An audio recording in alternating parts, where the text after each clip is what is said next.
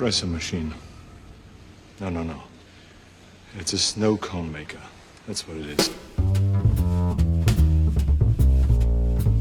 True Lies is coming to HBO. This is huge for me. True Lies, James Cameron movie from the 90s with Jamie Lee Curtis and Arnold Schwarzenegger. It's a good, sort of old-fashioned action movie. It's a great way to ingest your violence because things are brutal, but if you have a little like whimsy, it's great. I feel like True Lies, it's a movie that like lives in parents' friends' beach houses as a VHS, where you're like, that movie was in a theater at some point, but now only exists in this format. Oh, it's taking all of my effort not to do an Arnold Schwarzenegger impression right now. There's a scene where like a horse jumps over a roof. I mean, it's like super silly, big action scenes. You know, the thing about 90s movies is that they're all stacked with stars. True Lies has a ludicrous plot about a woman who's married to Arnold Schwarzenegger and thinks he's a normal person. Explosion, pop, pop, pop, gun shooting, sex. That is just a little taste of what you'll get from True Lies with Arnold Schwarzenegger, Jamie Lee Curtis, and the woman from Wayne's World, who's awesome. You take the red pill, you stay in Wonderland, and I show you how deep the rabbit hole goes.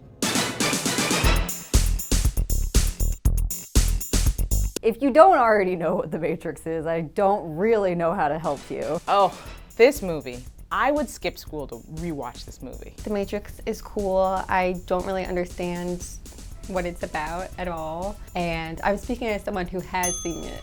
The Matrix, it's great. It's really the height of the sort of Wachowski sisters. Okay, The Matrix is a revival of Keanu Reeves' career after Speed and Point Break. And I'm telling you what, you gotta see this movie if you liked John Wick, because this is a prequel to it, but nobody knows about it because everybody's acting all weird on the internet. Here's the thing about The Matrix, holds up better than you could ever imagine. One, fashions are more relevant now than they were then. This is Bushwick on a Saturday afternoon. It did for leather and sunglasses what Mad Men did for boring suits. Small sunglasses are back. So The Matrix is a really good opportunity to just remember those lessons that apparently we have not learned. Two, okay political commentary. Matrix, possibly the most influential piece of cinema from 1999. Maybe Fight Club. So influential, both by being co-opted by the alt-right and also being seen as a trans narrative, sort of interpreted all over the place. It turns out movies can be commentary. Now I've seen everything. I admire your luck, Mr. Bond. James Bond. The holidays are on the way, and it's time you reconnect with your father. It's time you watch some of the James Bond films.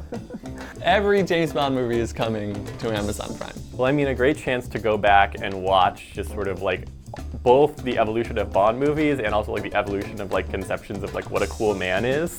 Die Another Day. Halle Berry as the very first black Bond girl. And she's a stereotype, but it was 2002. I was just happy she was there. Of the many James Bond actors, I mean, I feel like you go with a Connery for the accent. Sean Connery is my fave. I just remember seeing the Pierce Brosnan ones when I was young, and I was like, oh, this guy's really cool. So like, I feel like I was in like the tiny sliver of a generation where Pierce Brosnan was the Bond. And I don't know what like that means about like my like cohort of age groups, but we're probably all just broken as people. Don't watch Die Another Day. You can watch all the other ones. Don't watch Die Another Day.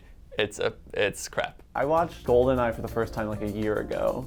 This movie was made in the 90s. You're like, the 90s turns out was a really long time ago. This looks like an ancient film. James Bond. Sex, money, cocktails. Yeah, I think I'm gonna have to watch all these in one day. There's a bunch of them on Amazon Prime right now, I think.